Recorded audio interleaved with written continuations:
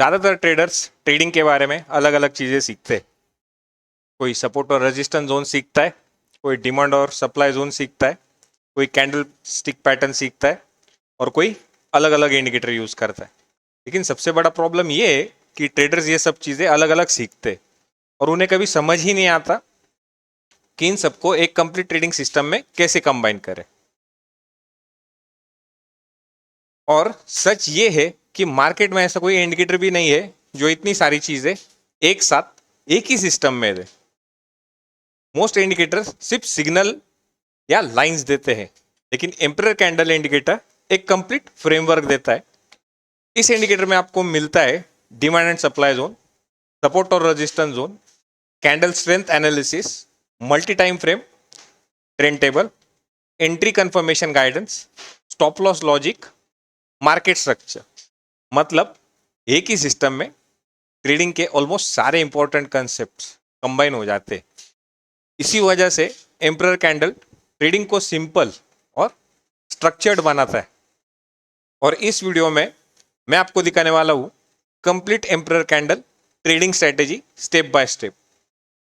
Trend कैसे identify करना है, जोन कैसे फाइंड करना है, एंट्री कैसे लेनी है, स्टॉप लॉस और टारगेट कैसा सेट करना है, कैसे सेट करना है।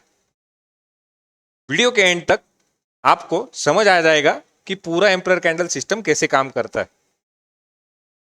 नमस्कार दोस्तों, मैं हूं महेश और आप देख रहे हैं लाइव ट्रेडिंग एम्परर। इस सीरीज के पिछले पार्ट्स में हमने ऑलरेडी सीखा है एम्परर कैंडल इंडिकेटर को कैसे अप्लाई करते हैं, इंडिकेटर की सेटिंग्स, कैंडल कलर्स का meaning, demand and supply zones, entry कैसा लेना है और कब ट्रेड अवॉइड करना चाहिए। अब टाइम आ गया है कि इन सब कंसेप्ट को एक कंबाइन करके एक कंप्लीट ट्रेडिंग स्ट्रेटेजी समझी जाए। और वीडियो शुरू करने से पहले एक इंटरेस्टिंग बात, एम्परर कैंडल इंडिकेटर के अंदर एक बहुत एडवांस सेटअप भी है। इस सेटअप की हेल्प से आप बहुत छोटा स्टॉप लॉस रखकर बहुत बड़ा टारगेट ले सकते हो। और सच कहूँ तो ये सेटअप आपको ना किसी इंडिकेटर में मिलेगा और ना ही किसी यूट्यूब पर कहीं और। जब दोनों चैनल 1000 सब्सक्राइबर कंप्लीट करेंगे तब मैं एक स्पेशल वीडियो बनाऊंगा जिसमें मैं एम्परर कैंडल का सबसे बड़ा और सबसे एडवांस सेटअप एक्सप्लेन करूंगा। अगर आप वो स्ट्रैटेजी सीखना चाहते हो तो चैनल को सब्सक्राइब जरूर करना। अब चलिए स्टार्ट करते हैं complete trading workflow. First step, trend table से ट्रेंड आइडेंटिफाई करो। अब ये देखो, ये हमारा राइट कॉर्नर में टॉप राइट कॉर्नर में हमारा ट्रेंड टेबल है। तो लगभग हमें यहाँ पर सब न्यूट्रल दिख रहे बड़े टाइम फ्रेम से लेके, जैसे कि 1 आवर। अगर ये 45 के अबो है तो हम प्रोबेबिलिटी रख सकते हैं। अभी ये फिलहाल तो न्यूट्रल है और मैंने कहा है कि 1 आवर और 2 आवर अगर न्यूट्रल में रहे तो हमें ट्रेडिंग अवॉइड ही करनी चाहिए, क्योंकि मार्केट तभी वोलेटाइल होता है। मगर फिर भी हम ऐसा एक्सपेक्ट करते हैं कि मार्केट अब वो बुलिश साइड में, मतलब यहाँ पर आपको ट्रेंड बुलिश दिख रहा है। तो अब उसके बेस पर मैं अब तुम्हें बताऊंगा, क्योंकि ये लाइव मार्केट में हमें ट्रेंड टेबल दिख रहा है 1 आवर का। सो न्यूट्रल में तो अवॉइड ही करना है, मगर हम ऐसा समझ के चलेंगे कि वो बुलिश है 1 आवर में। तो ट्रेंड टेबल हमें मल्टीपल टाइम फ्रेम का डायरेक्शन दिखाता है, जैसे 1 minute, 3 minute, 15 minute, 1 hour, 2 hour से लेके पूरे दिन तक का। अगर 1 आवर और 2 आवर इसमें बुलिश है तो मार्केट में बायर स्ट्रांग है। तो ऐसे सिचुएशन में छोटे टाइम फ्रेम पर बाय एंट्रीज ढूंढना बेटर होता है। जैसे कि हमें 5 मिनट पर यहाँ पर पता चला कि देखो 70,650 पर हमें एंट्री था बाइंग के लिए। वैसे हम 3 मिनट में जाएंगे, 3 मिनट में हमें पता चला कि 70,731 के ऊपर हमें बुलिश के लिए एंट्री था। उसी तरह 1 मिनट पे और हर टाइम फ्रेम पे आपको अलग अलग जोन्स दिखाई देंगे। ये देखो यहाँ पर 1 मिनट पे तो यहाँ पर ही 70,500 पर ही हमें बुलिश का एंट्री मिल गया था। लेकिन बिटकॉइन में 1 मिनट में ट्रेडिंग में कुछ खास मज़ा नहीं है। सो बिटकॉइन में अगर ट्रेड कर रहे हो तो 3 मिनट 5 मिनट काफ़ी है, और इंडियन मार्केट में कर रहे हो तो 1 मिनट और 3 मिनट बढ़िया है। Second, higher time frame zone identify करो। मतलब 1 आवर और 2 आवर का टाइम फ्रेम देखो। अगर तुम ग्लोबल मार्केट देख रहे हो, बिटकॉइन, XAUSD जो 24 आवर्स चलते, उनके लिए 1 आवर और 2 आवर का टाइम फ्रेम देखा करो। बड़ा टाइम फ्रेम मतलब उनके लिए वो बड़ा हो जाता है। तो यहाँ पर जैसे देख सकते हो कि यहाँ पर बहुत बड़े बड़े जोन्स बनाए, जैसे कि ये सप्लाई जोन बहुत बड़ा है, नीचे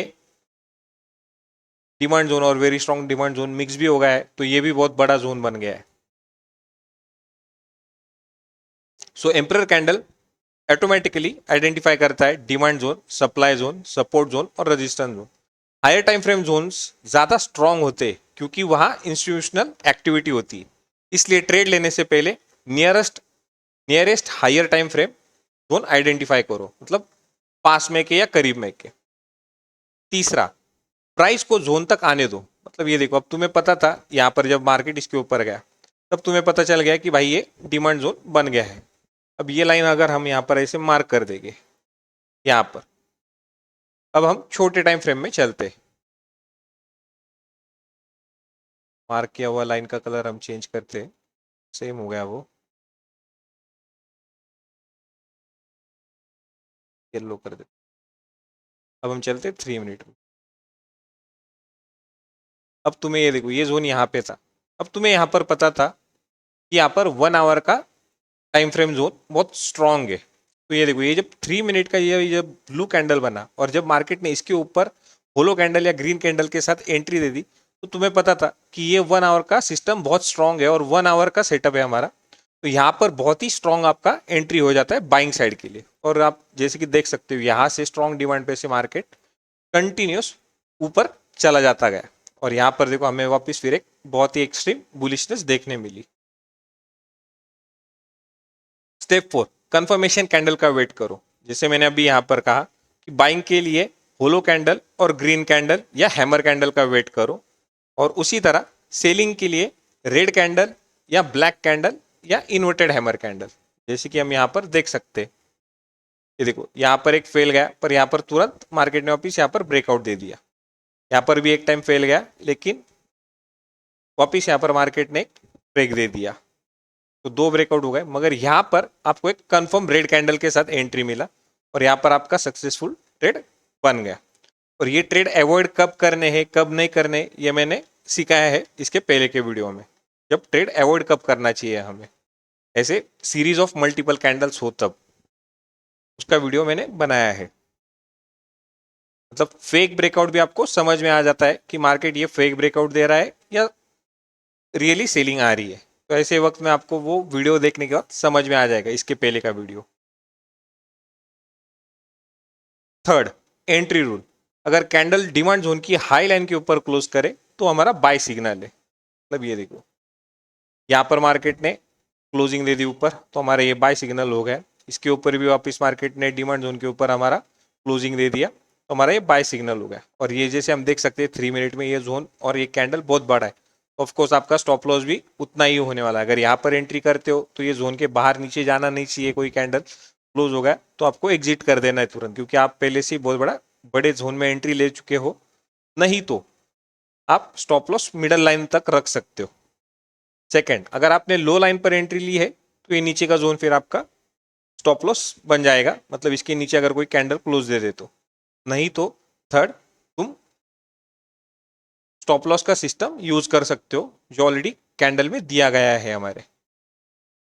जैसे कि ये देखो, दोनों जोन्स का स्टॉप लॉस लगभग पॉइंट टू पॉइंट यहाँ पर है, मगर ये बहुत बड़े पॉइंट्स हो जाते हैं, इसलिए हम इतना बड़ा स्टॉप लॉस नहीं रखते यूजुअली। क्योंकि अगर हाई पर एंट्री लोगे तो स्टॉप लॉस तो ऑफकोर्स बहुत ज्यादा बढ़ जाता है। इसलिए एंट्रीज कंफर्म कैंडल पर ढूंढते जाओ। जब ये डिमांड जोन, तो ये जब क्लोज हुआ तब डिमांड जोन बन गया, मगर जब ये रेजिस्टेंस जोन था तब ये रेड कलर का जोन था, मतलब उस वक्त तभी ये ग्रीन कैंडल बन गया। तो आपको यहाँ पर कैंडल पर भी फोकस रखना है। मतलब कैंडल से समझ जाता है कि भाई बायर यहाँ पर एक्टिव हो चुके हैं रेजिस्टेंस जोन में, मतलब इसकी प्रोबेबिलिटी ये ज्यादा बढ़ जाती है कि ये जोन हमें ब्रेकआउट देखने मिल सकता है। और जब ऐसे कैंडल पे एंट्री लो तो यही जोन के नीचे आपका कोई कैंडल क्लोज होना नहीं चाहिए। अगर हो गया तो आपको तुरंत वहां से बाहर निकलना चाहिए। मतलब सीधा सीधा आपका ये लाइन स्टॉप लॉस हो गया। स्टॉप लॉस के नीचे कैंडल ने क्लोज दिया तो वहां पर आपको एग्जिट करना है। Second, target rule. अगर आपने डिमांड जोन पर एंट्री ली है तो आप तब तक टारगेट रख सकते हो या ट्रेड को होल्ड कर सकते हो जब तक आपको एक ये सप्लाई जोन के इधर नहीं जाता, सेकंड आपको नया सप्लाई जोन मार्केट बना कर नहीं देता, तब तक आप इस ट्रेड को होल्ड कर सकते हो। और थर्ड, इसको ट्रेल स्टॉप लॉस कर सकते हो। मगर मतलब जैसे कि आपने यहाँ पर एंट्री ली तभी आपका स्टॉप लॉस यहाँ पर था, मगर जब मार्केट आपकी डायरेक्शन में गया तो आपका जो यहाँ पर जो स्टॉप लॉस था वो यहाँ पर शिफ्ट हो जाता है बाइंग प्राइस पर ही, मतलब no profit and no loss पर। और उसके बाद अगर इसका भी ब्रेकआउट कंफर्म हो जाता है तो आपका ये स्टॉप लॉस हर यू टर्न पर शिफ्ट हो जाएगा बाइंग के। मतलब ये देखो, जैसे अभी इसने ये भी एक ब्रेकआउट दे दिया था, तो अब सपोज यहाँ पर एंट्री ली है तो आपका स्टॉप लॉस यहाँ पर आ चुका है ऑलरेडी, और अब इसका ब्रेकआउट दे दिया तो आपका यही स्टॉप लॉस ये जोन पर आ जाएगा। उसी तरह सेलर के साइड पर है,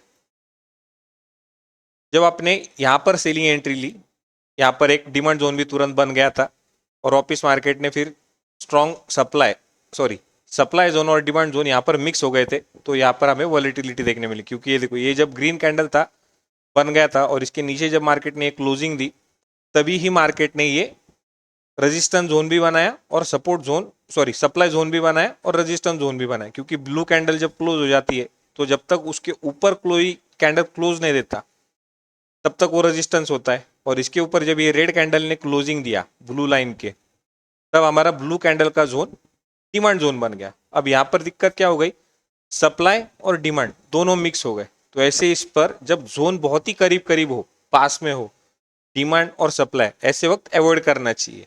और जो जोन ज्यादा स्ट्रांग है वो साइड में ट्रेड चूज करना चाहिए। एक तो टाइम फ्रेम भी हमें एनालिसिस उस वक्त हेल्प करता है ट्रेड लेने के लिए, कि आपको दिखता है अगर 1 आवर 2 आवर 15 मिनट में कोई बड़ा टाइम फ्रेम आपके साइड में है, मतलब बेरिश या बुलिश, तो आपको आसानी हो जाती है कि वो जोन ब्रेक होने के बाद आपने कौन सा ट्रेड चूज करना चाहिए, बेरिश या बुलिश, मतलब बाइंग करना चाहिए या सेलिंग करना चाहिए। तो ये था हमारा पूरा कंप्लीट स्ट्रक्चर। तो फाइनल समरी हम देखते हैं कि हमने कंप्लीट एम्परर कैंडल स्ट्रेटेजी में क्या क्या सीखा। फर्स्ट, ट्रेंड टेबल से ट्रेड आइडेंटिफाई करो। Second, higher time frame zone find करो। थर्ड, प्राइस को जोन तक आने दो। फोर्थ, कंफर्मेशन कैंडल का वेट करो। फिफ्थ, एंट्री लो। सिक्स्थ, स्टॉप लॉस सेट करो। सेवेंथ, टारगेट जोन के हिसाब से सेट करो या ट्रेलिंग स्टॉप लॉस यूज करो।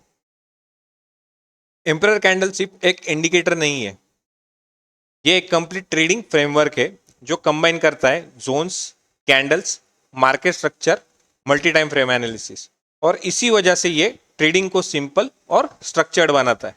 और याद रखो, जब हमारे दोनों चैनल 1000 सब्सक्राइबर रीच करेंगे तब मैं एम्परर कैंडल का सबसे एडवांस सेटअप रिवील करूंगा, जिसमें स्टॉप लॉस बहुत छोटा होगा और टारगेट बहुत बड़ा हो। इसलिए चैनल को सब्सक्राइब जरूर करो। मिलते हैं नेक्स्ट वीडियो में, तब तक के लिए bye bye, take care, happy trading, trade smart and trade safe.